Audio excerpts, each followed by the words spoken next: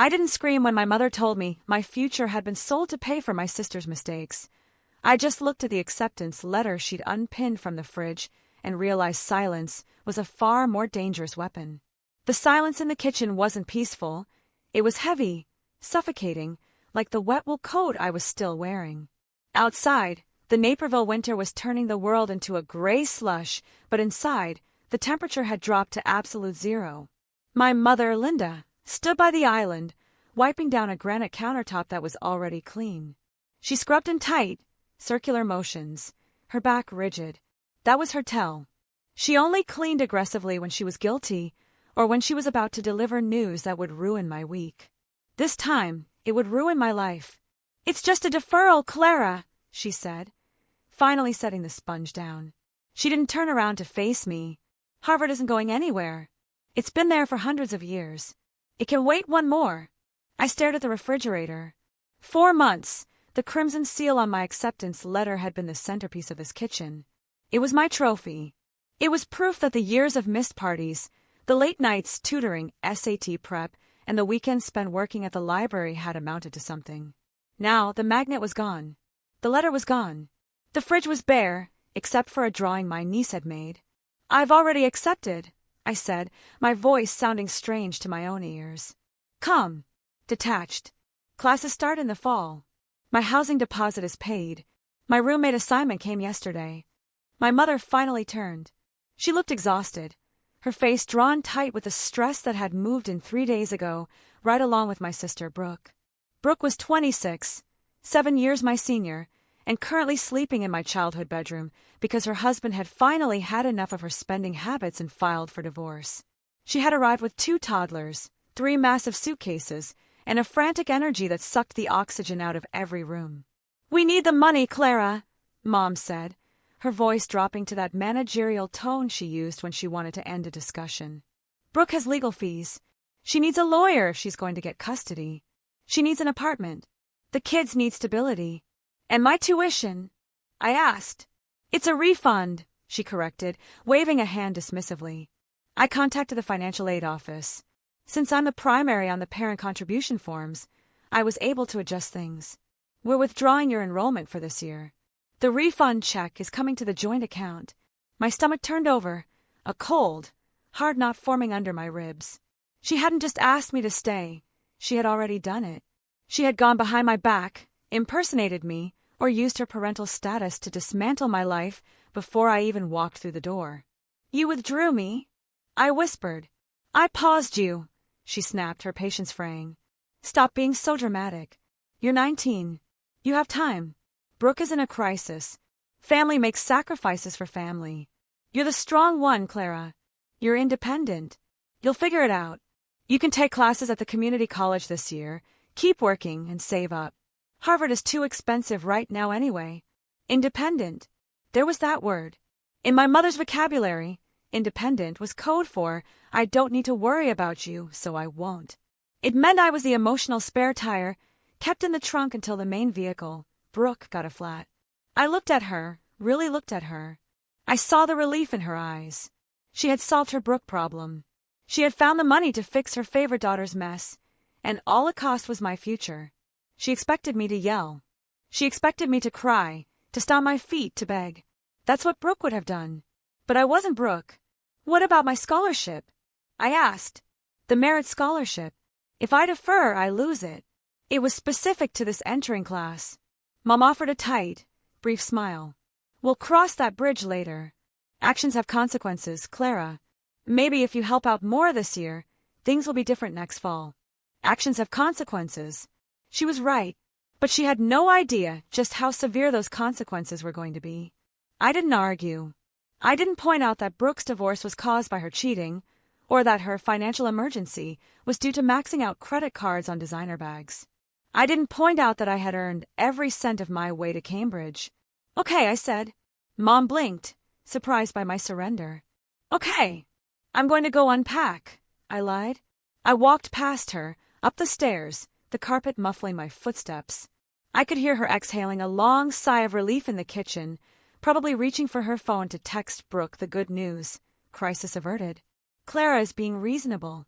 I went into my room, or what used to be my room. It was currently filled with boxes of diapers and toys. I stepped over a plastic fire truck and went to my closet. I pulled out my suitcase, the big hardshell one I had bought for the move to the dorms. I didn't unpack. I packed. I moved with surgical precision. I took the essentials: clothes, my laptop, my external hard drive, my social security card, my passport.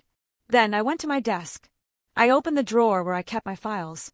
My mother thought the paperwork was done because she'd made a phone call. She didn't realize I saved everything. I took photos of the empty space on the fridge where my letter had been. I logged into my student portal. It was still active, though a red banner at the top warned of pending status change. I screenshotted it. I downloaded the financial aid statements that showed the refund being processed to my mother's account. I screenshotted the emails I had never received because she had likely deleted them from the family iPad. I labeled every file. Evidence 1. Evidence 2. Evidence 3. I wasn't just a daughter leaving home anymore. I was a case file building itself. My mother wanted me to be independent. Fine. I would be so independent she wouldn't even see the dust I left behind. I had $4,000 saved from tutoring. It wasn't enough for tuition, but it was enough for a plane ticket and a first month's rent in a sublet I'd found on a desperate student forum at 2 a.m. I zipped the suitcase. The sound was loud in the quiet house, like a zipper closing on a body bag. I looked around the room one last time. This house wasn't my home anymore. It was just a place where my dreams had been cannibalized to feed my sister's failures. I walked out the back door while my mother was still in the kitchen making tea. I didn't say goodbye. I didn't leave a note. I dragged my suitcase through the slush to the Uber waiting down the street. As the car pulled away, I looked back at the townhouse. The lights were warm and yellow in the kitchen. They were happy in there. They thought they had won. They were wrong. Have you ever been punished for being the strong one, while the person who made all the mistakes got rewarded? It burns, doesn't it? Call to action. If this story is already making your blood boil, hit that like button right now. Don't just watch, join the conversation. Subscribe to the channel so you don't miss the moment I take my life back, and tell me in the comments, where are you watching from, and has your family ever betrayed you like this? I read every single story. Somerville smelled like acetone and wet pavement. My new room was barely a room. It was a glorified closet above a 24-hour nail salon near Davis Square. The floor slanted enough that if I dropped a pen, it rolled straight to the door, urging me to leave. But I stayed. I had told no one where I was. To my mother, I was a ghost. To Brooke, I was an inconvenience that had finally removed itself. I bought a cheap burner phone for local calls and kept my old number active only to silently monitor the incoming fire. Clara, stop being childish. Come home. Brooke needs help with the twins this weekend. I have work. I hope you're happy making your mother worry sick. She wasn't worried. She was annoyed. She thought I was crashing on a friend's couch in Chicago, waiting for my temper to cool, so I could come back and resume my role as the family doormat. She had no idea I was 1,000 miles away, pouring lattes for the very students I was supposed to be studying with. I secured a job at a cafe bordering Harvard Yard. It was a specific kind of torture I inflicted on myself. Every morning, I watched girls in crimson sweatshirts laugh over textbooks I couldn't afford anymore. I wiped down tables while they discussed lectures on ethics and economics. I was invisible to them, just the girl in the black apron. But I was watching, and I was writing. Every night, I opened my laptop in the glow of the neon sign outside my window. I logged the dates of my mother's texts.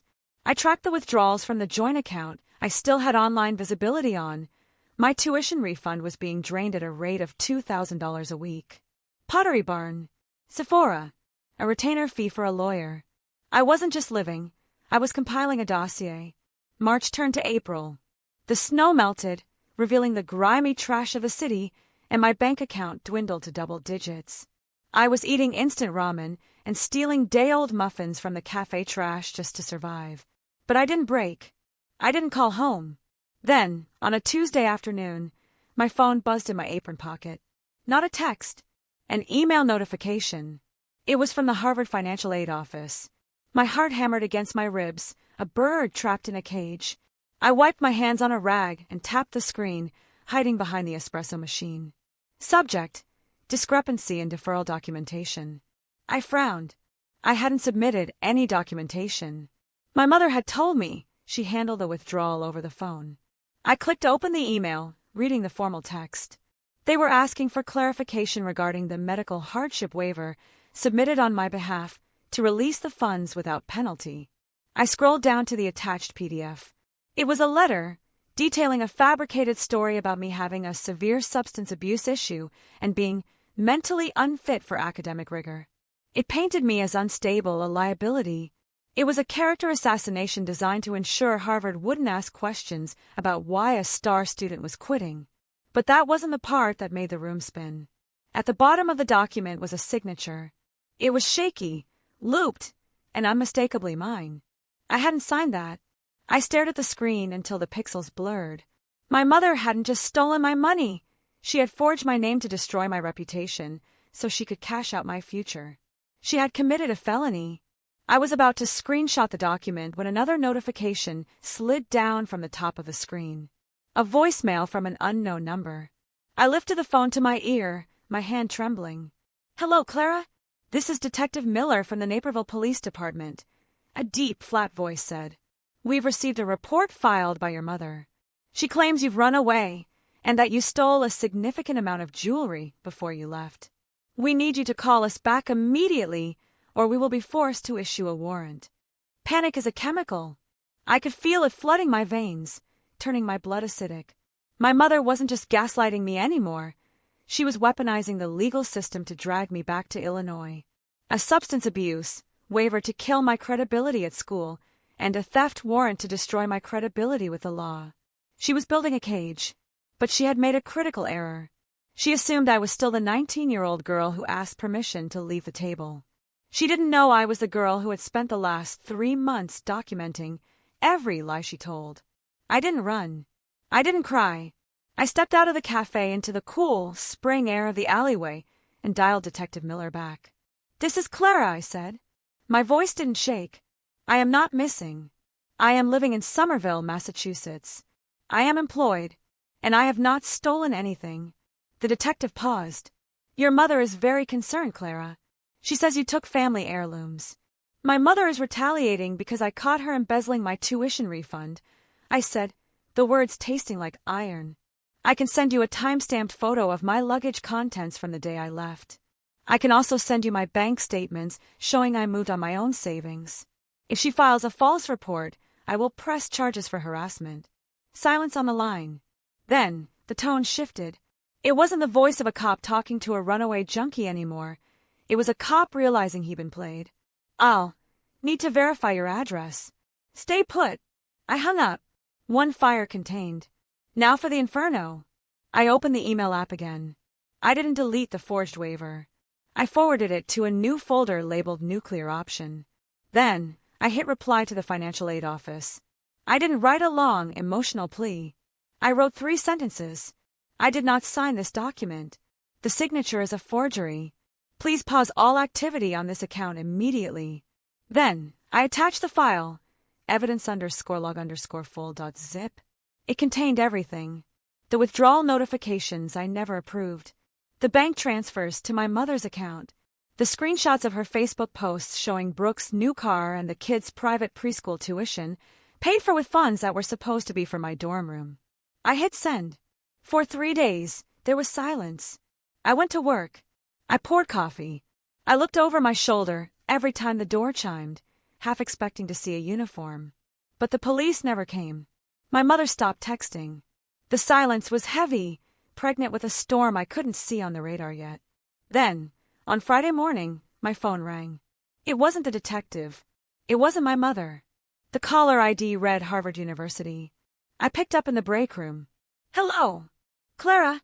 This is Dr. Eris Thorne, Director of Financial Aid," a deep, resonant voice said. He sounded serious, grave. "We received your email. We've reviewed the file you sent." "I can explain."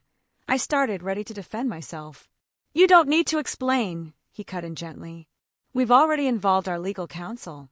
We take fraud very seriously, especially when it involves federal loans. But Clara, we need to know something before we proceed." "What?" "Are you safe? The person who submitted these documents, they are listed as your emergency contact. We have reason to believe they are currently in transit. My blood ran cold. In transit? Yes, Dr. Thorne said. And they aren't coming alone. Someone from our office is meeting them. We need you to come to the administrative building. Now. I was about to ask why, but then I looked out the cafe window. A black sedan had just pulled up to the curb. My mother stepped out. She looked frantic, performative, ready for a scene. But she wasn't looking at the cafe. She was looking at the man getting out of the driver's seat. He was tall, wearing a suit that cost more than my life, and he wasn't smiling.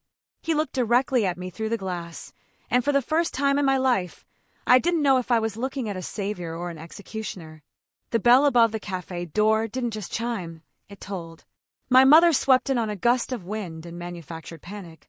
She was wearing her concerned mother costume, a beige trench coat, sensible flats, and no makeup calculated to make her look sleepless and distraught. She spotted me instantly behind the counter, her eyes widening with a theatrical horror that would have been impressive if I didn't know the script by heart. "Clara!" she gasped, rushing the counter. She ignored the line of customers. She ignored the manager who was opening his mouth to object. She reached across the espresso machine and grabbed my hand, her grip like a vice. "Oh, thank God. Look at you. You're so thin. You look sick." "I'm working, Mom," I said. My voice was low, flat. I didn't pull away.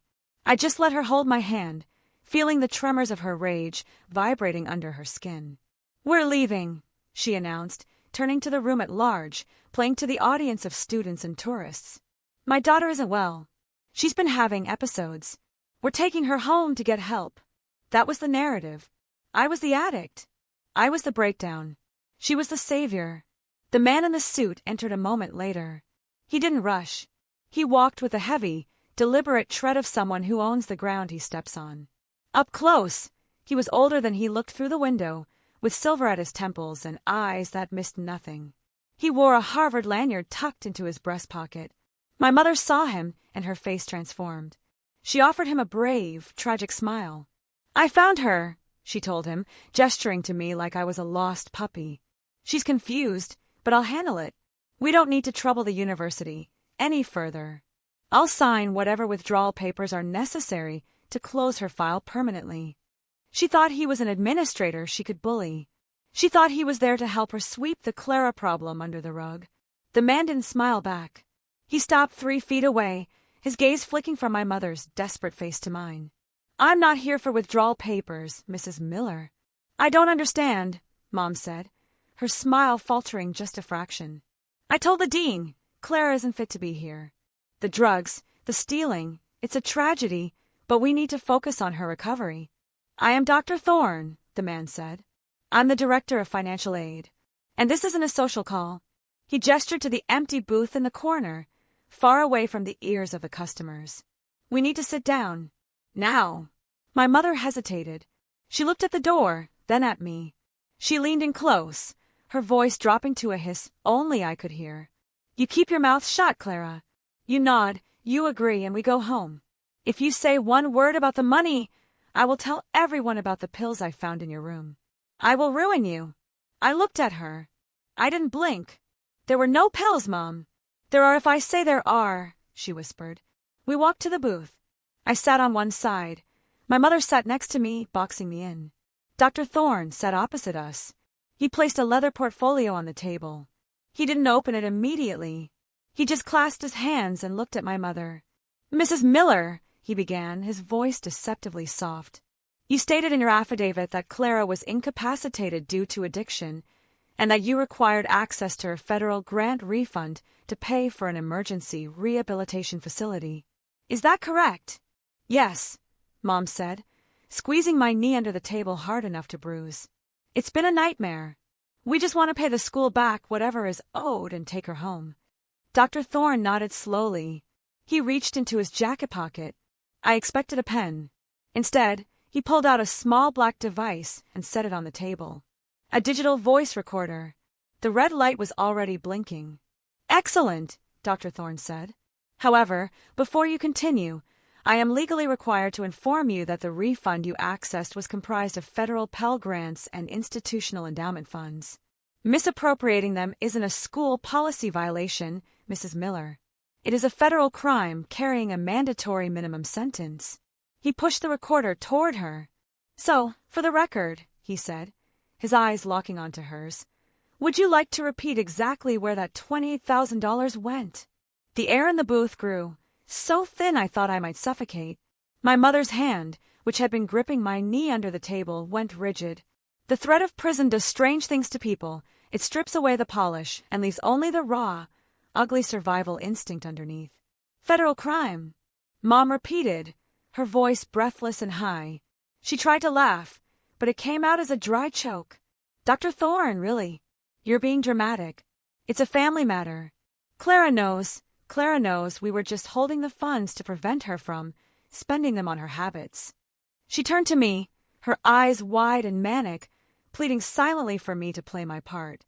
Be the addict. Be the screw-up. Save me. I looked at the digital recorder. The red light blinked steadily, a heartbeat I could trust. I don't have any habits, Mom, I said. My voice was quiet, but in the silence of the booth, it landed like a gavel. And I never gave you permission to touch that money. Mom's face contorted. The concerned mother, mask shattered, revealing the snarling face of the woman who had told me to take the trash out while destroying my life. You ungrateful little. Mrs. Miller, Dr. Thorne cut in, his voice like steel. He flipped open the portfolio. We have the bank records. We have the IP logs showing the withdrawal request came from a device in Naperville, Illinois. We have the forged signature. And we have the cash checks. He tapped a glossy photocopy. This one was used for a down payment on a Range Rover. Is that a medical expense? Mom stared at the paper. Her mouth opened and closed. She looked at the door, calculating the distance to the exit. It was for Brooke, she whispered, shifting the blame instantly. She needed a car. Her husband took hers. She has children, Dr. Thorne. Innocent children. Brooke isn't a student at this university, Thorne said. You are the custodian of these funds. The liability is yours. Mom slumped back against the vinyl seat. She looked small suddenly, defeated. She reached for her purse, her hand shaking. Fine. I'll pay it back. I'll sell the car. I'll get a loan. Just turn that thing off. It's out of my hands, Thorne said, not touching the recorder. The university is obligated to report fraud involving federal grants. The police aren't just notified, Mrs. Miller. They are waiting in the parking lot. My mother froze. She looked out the window. Sure enough, a cruiser was idling behind her sedan. She turned back to me. I expected screaming. I expected tears. But instead, a strange, cold calm settled over her features. She smoothed her hair. She picked up her phone and typed a quick text message. You really hate us that much, don't you? She asked me softly. You'd send your own mother to prison over money. It wasn't the money, I said. It was that you didn't care if I drowned, as long as Brooke stayed dry. Mom smiled. It was the smile she used when she knew a secret that would hurt. She stood up, smoothing her trench coat. Well, enjoy your victory, Clara, she said, her voice dripping with venom. But before you celebrate, you might want to check your credit report. I frowned. What? The tuition refund was only $28,000, she said, leaning down so her face was inches from mine. Did you really think that was enough to cover Brooke's legal fees and the new apartment? We didn't just take your cash, honey. We took your identity. Why do you think I needed your social security card when you were 16? She pulled back, looking at Dr. Thorne with a look of pure malice. You can arrest me for the grant money, she said. But good luck fixing the $200,000 in credit card debt currently sitting under Clara's name. I watched through the plate glass window as the police officer guided my mother into the back of the cruiser. She didn't struggle. She didn't scream. She ducked her head with a practiced grace, playing the victim until the very end. The flashing blue lights reflected off the wet pavement, washing over the cafe in a rhythm of silent violence. I felt nothing. No joy. No relief. Just a hollowing out of my chest, as if she had taken my internal organs with her as a souvenir. I'm sorry, Dr. Thorne said. He was still sitting in the booth, staring at the empty seat where my mother had been. The digital recorder was off, tucked back into his pocket. He looked older now, the authority of his office stripped away by the sheer griminess of domestic betrayal. We prepared for the grant fraud. We didn't know about the rest. 200,000, I whispered. The number didn't feel real. It sounded like a distance to the moon, not a dollar amount attached to my social security number. Identity theft is a separate legal matter, Thorne said gently. Harvard can help you file the affidavits. We have legal clinics.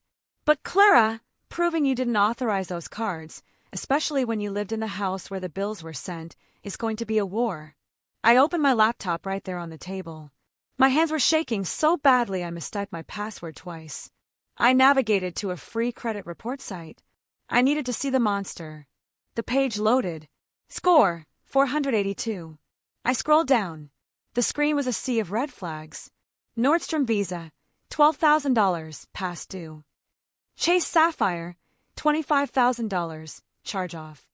Personal loan, SoFi $50,000. The dates went back 2 years.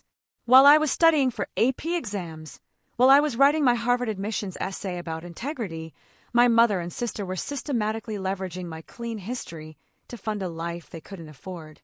They had eaten my future, bite by bite, at expensive restaurants and in luxury boutiques. They ruined me, I said, my voice cracking. Even if I get the scholarship back, I can't rent an apartment. I can't get a car. I can't take out a grad school loan. I'm 19 and I'm financially dead. Thorne reached across the table.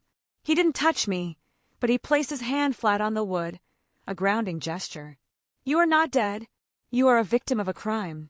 It takes time, but ink can be erased. My burner phone buzzed on the table. I stared at it. It wasn't the detective. It wasn't my mother. Incoming call, Brooke. Thorne saw the name. He nodded once, a silent permission to answer. I picked it up. You have 5 seconds before I hang up and add this number to the police report. Brooke didn't sound like I expected. I expected hysteria. I expected her to be screaming about Mom being arrested. Instead, her voice was eerily calm, almost bored. The sound of a cartoon playing in the background filtered through the line. Mom's an idiot, Brooke said, chewing on something. She always gets caught. I told her not to go to Boston. She's in jail, Brooke. And I know about the credit cards. I'm sending the police to you next. You could do that, Brooke said lazily. But if you do, you'll never see the rest of the money. I gripped the phone. There is no money. You spent it all. I spent Mom's share, Brooke corrected. But I didn't spend the trust fund. I froze. What trust fund? The one Dad set up before he left, she said. Mom hid the paperwork. She told us he left us with nothing. But I found the account numbers in her safe while she was packing to come find you. There's $250,000 sitting in an account under your name, Clara. But you can't access it without the physical key code. And let me guess, I said, my blood turning to ice. You have the key. I do, Brooke purred. And I'm willing to trade. I give you the key to your freedom, and you drop the charges against Mom. Why would you help her? I'm not helping her, Brooke laughed, a dark, cold sound.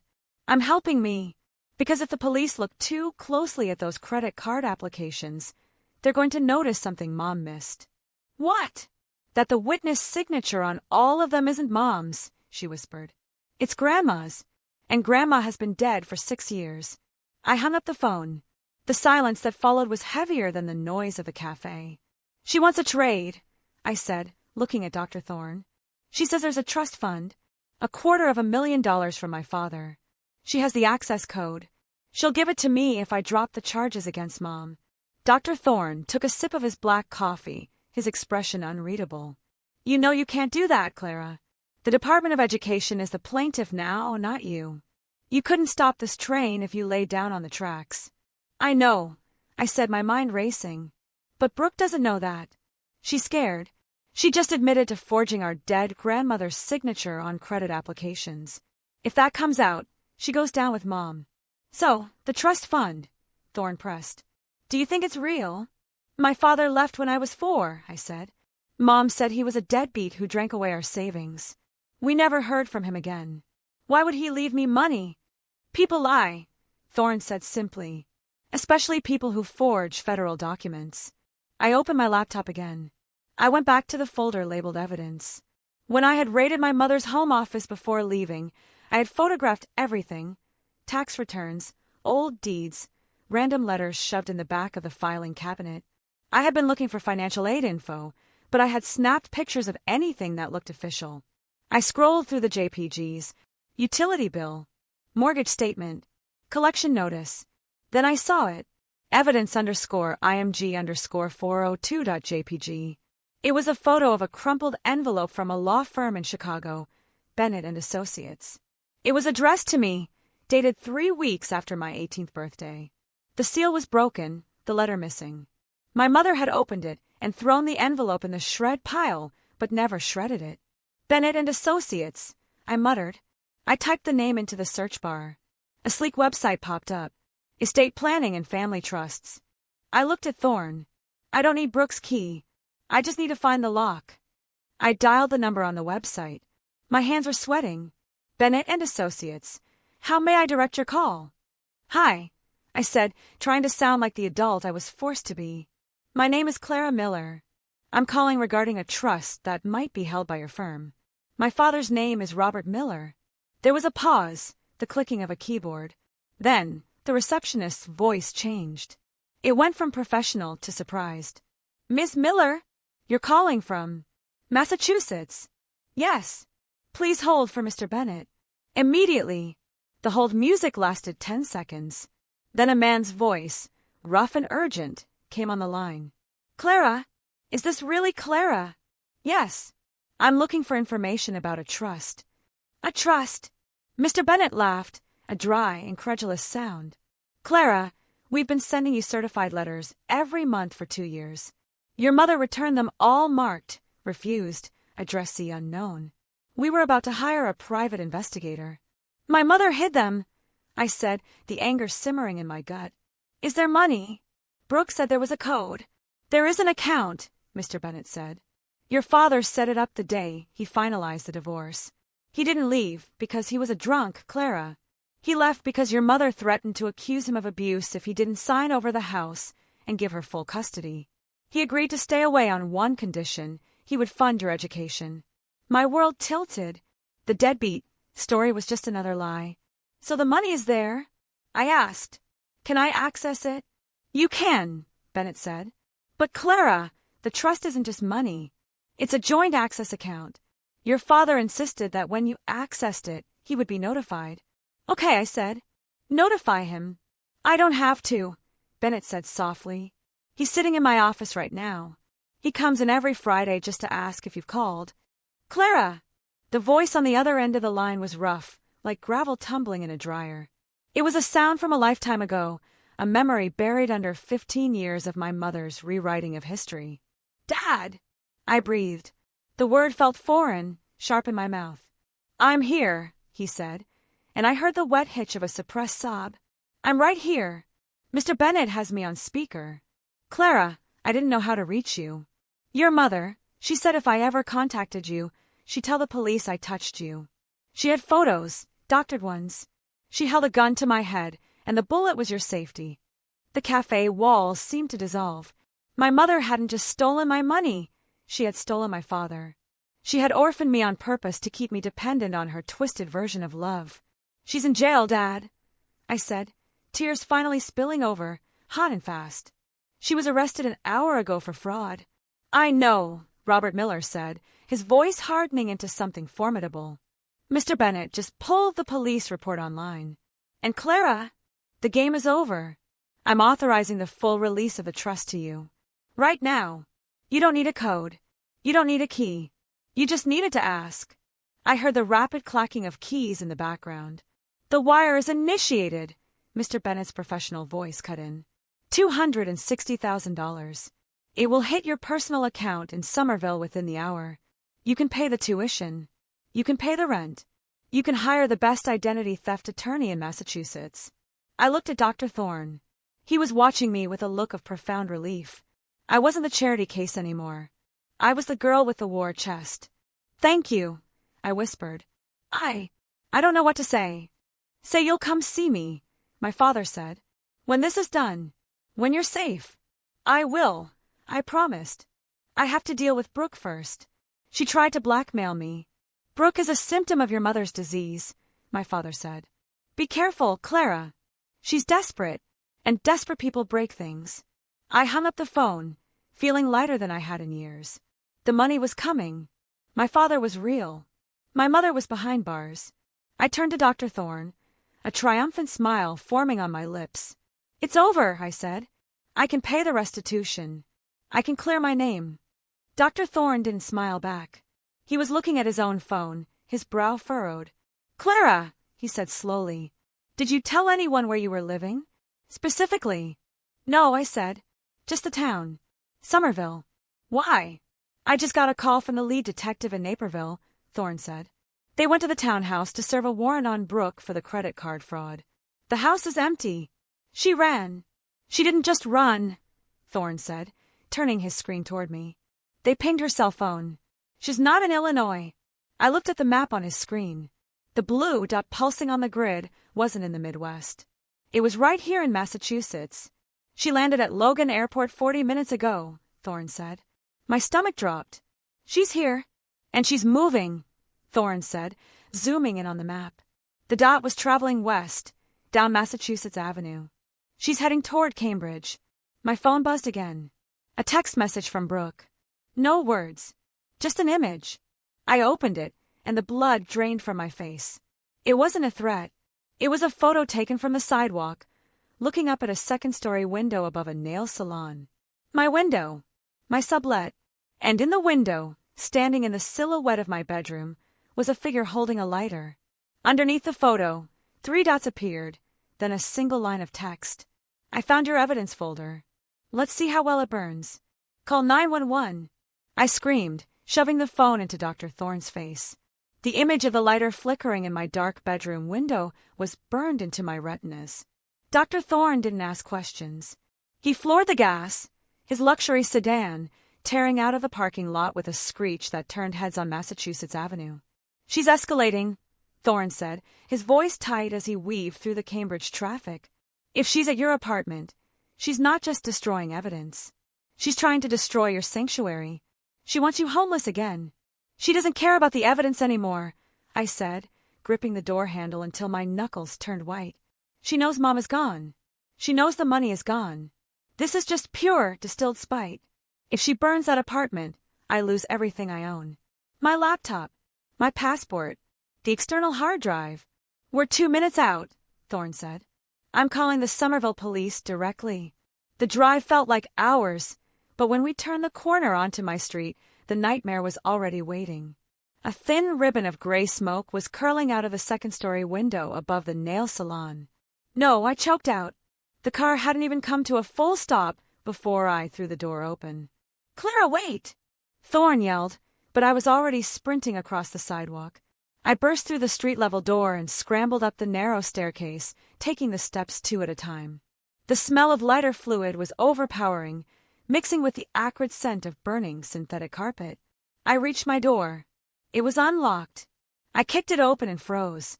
My room was a wreck. The mattress was overturned. My clothes were scattered like confetti. And in the center of the room, standing over a metal trash can that was already flickering with orange flames, was Brooke. She looked deranged. Her mascara was smeared, her hair wild. She held a bottle of lighter fluid in one hand and my laptop in the other.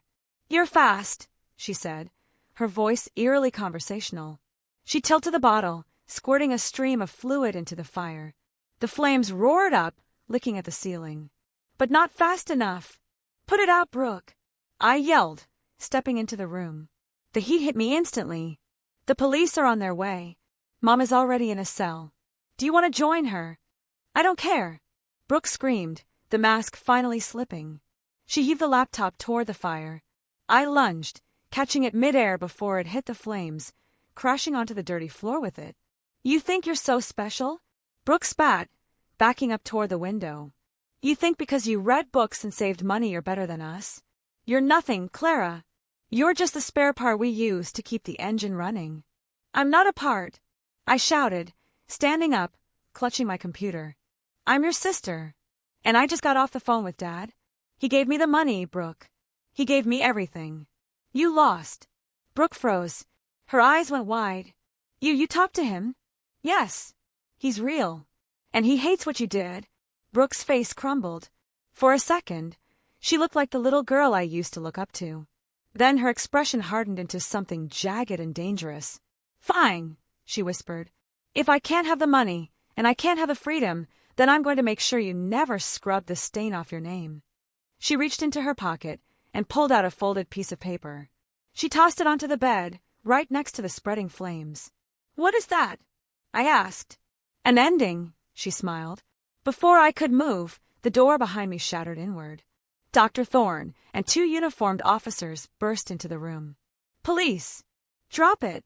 Brooke didn't fight. She dropped the lighter fluid and raised her hands, laughing a high, manic sound that made my skin crawl. The officers tackled her, dragging her away from the window. Dr. Thorne grabbed a fire extinguisher from the hallway and blasted the trash can, choking the room in white powder. It was over in seconds. Brooke was cuffed, still laughing, and hauled out the door. I sank to the floor, coughing, clutching my laptop. She's crazy. She's actually crazy. Dr. Thorne didn't answer. He was standing by the bed, looking at the piece of paper Brooke had thrown down. He picked it up carefully by the corner. Clara, he said, his voice dropping to a whisper. Come look at this. I stood up on shaky legs and looked at the paper. It was a letter, typed, addressed to the university administration. To whom it may concern, the pressure was too much. I forged the documents. I stole the money. My mother tried to stop me, but I wouldn't listen. I can't live with the guilt anymore. It was signed with my name. A perfect forgery. It's a confession, I breathed. She wasn't trying to burn the apartment down. She was planting a suicide note. She was going to kill you, Thorne said, looking at the open window, and make it look like you did it to yourself out of shame. I stared at the note, the horror washing over me.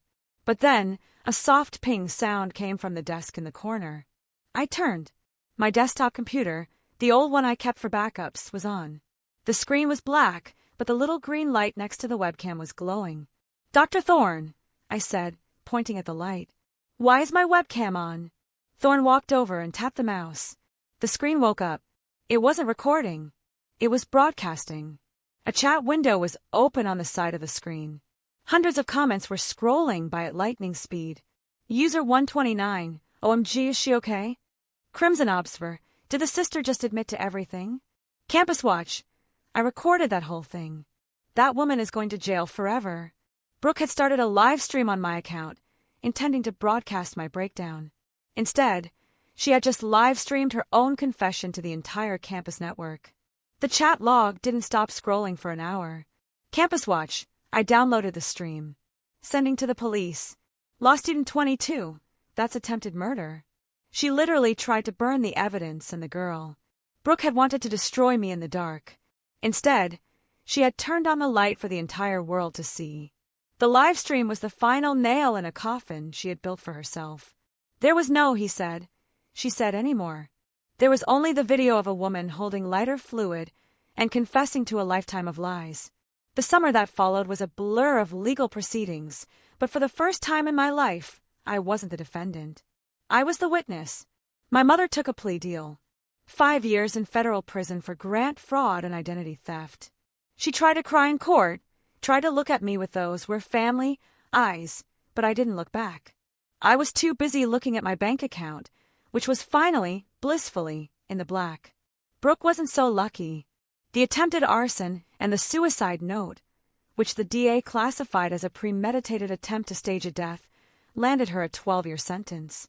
The children went to their father in Phoenix, the one decent parent they had left. The debt was erased. The credit bureaus, faced with a mountain of police reports and a viral video, scrubbed my history clean. But the real victory came in September. I stood in front of the gate to Harvard Yard. The leaves were turning gold and crimson, matching the hoodie I finally allowed myself to buy. The air smelled like old books and cold rain, the best smell in the world. Nervous! I turned. My father stood next to me. He looked older than the photos, his face lined with the years he'd lost, but his eyes were bright. We were still learning each other, navigating the awkward spaces between stranger and dad, but he showed up. Every weekend. He paid for the apartment in Cambridge, a real one with a security system and no fire damage. "No," I said, adjusting my backpack. "I'm not nervous. I earned this." Dr. Thorne walked by a few moments later, on his way to the administrative building. He stopped when he saw us. He didn't say anything, just gave me a sharp, respectful nod. The nod of a soldier recognizing a veteran. I walked through the gates. I wasn't the strong one who sacrificed anymore. I wasn't the quiet girl who moved out to make room for her sister's mistakes. I was Clara Miller, Harvard class of 28. I reached into my pocket and pulled out a small, folded piece of paper. It was the original acceptance letter, the one my mother had unpinned from the fridge all those months ago. I had saved it from the trash before I left. It was wrinkled, stained with coffee, and torn at the corner. I smoothed it out. My mother had told me actions have consequences. She was right. Her action was to try and bury me. My consequence was that I grew. I took a deep breath, listening to the crunch of leaves under my boots, and walked into the library. The silence inside was beautiful. It wasn't the silence of secrets or fear. It was the silence of a blank page waiting for me to write the rest of the story.